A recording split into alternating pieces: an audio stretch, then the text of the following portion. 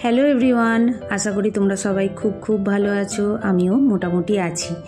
আজকে আমি ভিডিওটা করছি সরস্বতী পুজোর দিন সন্ধ্যাবেলা, মানে রবিবার দিনকে সন্ধ্যাবেলা আমাদের বাড়িতে গোটা সেদ্ধ হওয়ার প্রচলন আছে, তো সেটাই আমি করছি। তো আমাদের শ্বশুর বাড়িতে সজনে ফুলটা ভাজতে হয়। তো আমি এখানে নুন হলুদ দিয়ে পাঁচফোড়ন দিয়ে ফোড়ন হিসেবে পাঁচফোড়ন দিয়ে আর নুন হলুদ দিয়ে শাকটাকে প্রথমে ভেজে নিলাম। এক এক করে আমি সমস্ত রান্নাই করব, তাই আমি একটু সন্ধ্যে থেকেই আমি বসে গিয়েছিলাম রান্নাটা করতে। এরপর সজনে ফুল ভাজা হয়ে যাবার পর কুলের চাটনিটা করে নিলাম। এক এক করে অনেকগুলো রান্না করতে হবে, সেই জন্য খুব টেনশানেও ছিল। তো সেই মতন আমি তাড়াতাড়ি করে চেষ্টা করছি, যেহেতু একা হাতেই আমি করব এবছর। তাই রবিবার সোমবার দুদিন পড়েছে বলে একটা দিক সুবিধা, নালে আমার বন্ধুর বাড়িতে গিয়ে আমাকে জোগাড় করতে যেতে হয়। তো একটা বন্ধু করেছে রবিবার আর একটা বন্ধু করছে সোমবার। তো আমি রবিবার দিনকে আমি একটু বেলাতে পড়েছিল, সেই জন্য ছেলে তো দেয়নি ওই দিনকে পুষ্পাঞ্জলি। আমি রবিবার দিয়ে নিয়েছিলাম পুষ্পাঞ্জলি, যেহেতু পঞ্চমী পড়ে যাচ্ছে। তারপর রবিবার দিনকে সন্ধ্যাবেলা আমি গোটা সেদ্ধ রান্না করছিলাম। তো ভাজাভুজি হয়ে গেল, যে ভাজাভুজিগুলো করলাম। আর রাত্রেবেলা আমাদের এই গোটা সেদ্ধ থেকে নিয়ে খাবার রীতি আছে, সেই জন্য একটু অল্প করেই ভাজলাম, আবার সকালবেলা একটু ভেজে নেব। বাদ বাকি তরি তরকারিগুলো সবই একটু করে বার করব আর একটু করে থাকবে।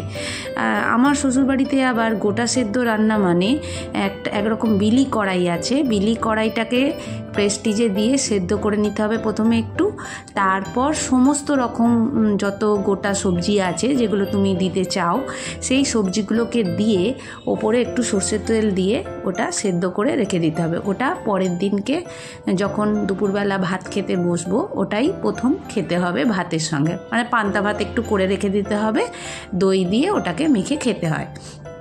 তো এরপর আমি গোটা সেদ্ধ করব বলে একে একে সমস্ত সবজি যেগুলো মানে যেমন বিট, তারপর ওলকপি, গাজর, এগুলো একটু সেদ্ধ হতে দেরি হয়। তো আমি একটুখানি আমার রান্নার সুবিধার জন্য আমি একটু হালকা সেদ্ধ করে নিয়েছিলাম। তারপর যেগুলো সবজিগুলো ভাজার ছিল সেগুলো ভেজে এই দেখো এই সমস্ত গোটা সবজি আমি বিলি কড়াইয়ের সঙ্গে আমি সেদ্ধ করছি। এখানে বিলি কড়াইটা আগে সেদ্ধ করে নিয়েছিলাম, আর এই গোটা গোটা যে সবজিগুলো এই সবজিগুলো দিয়ে আমি সিটি মেরে সেদ্ধ করে নেব। তো এইটা হচ্ছে আমার শ্বশুরবাড়ির নিয়ম।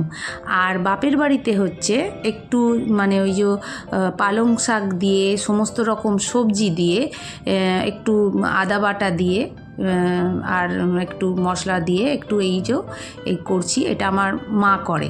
তো আমি এখানে দুটো মায়ের পদ্ধতিই করেছি।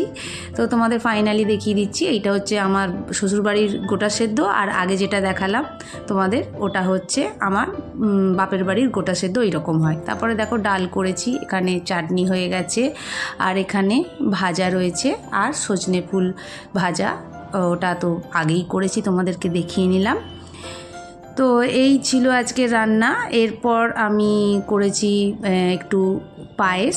আমার যেহেতু শাশুড়ির জন্মদিন ছিল রবিবার, সেহেতু আমি পায়েসটা একটু বেশি করেই করেছিলাম, ওটা পরের দিনকে খাওয়া হবে।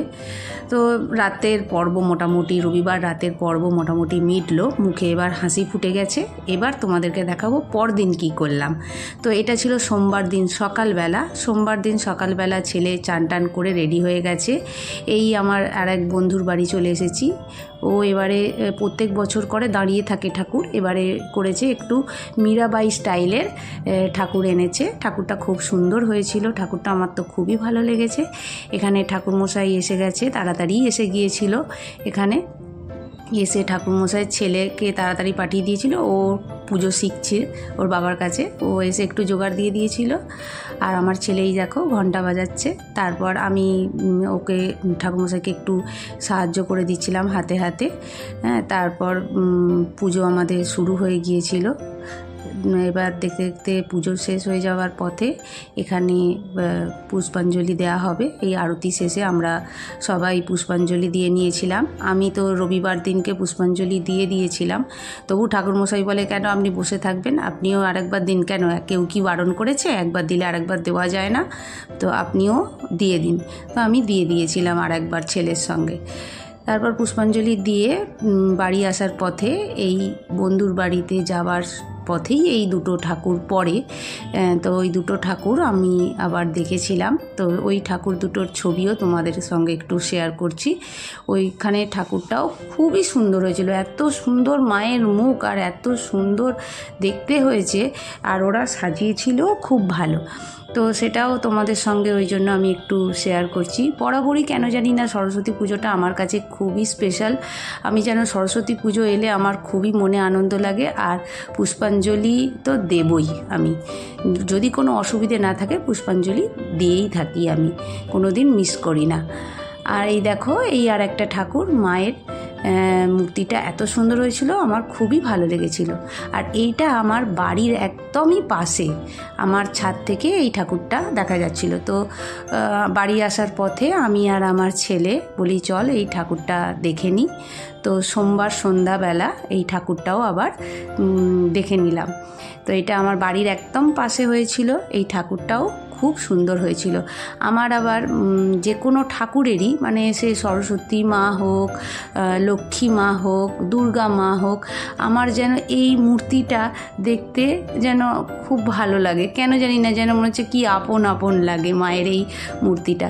যদিও সব রকম মূর্তি মায়ের ভালো, তবুও হয় না কি এক একজনের এক এক রকম মূর্তি মনে ধরে, তো আমারও তাই। তো তোমাদেরকে প্যান্ডেলটা আরেকটু ভালো করে তোমাদেরকে দেখিয়ে দিচ্ছি কেমন ছিল। তো এই ছিল আমার আজকের ভিডিও। যদি আমার এই ভিডিও তোমাদের ভালো লেগে থাকে প্লিজ আমার চ্যানেলটা তোমরা সাবস্ক্রাইব করো, আর অনেক অনেক লাইক শেয়ার দিও। টাটা।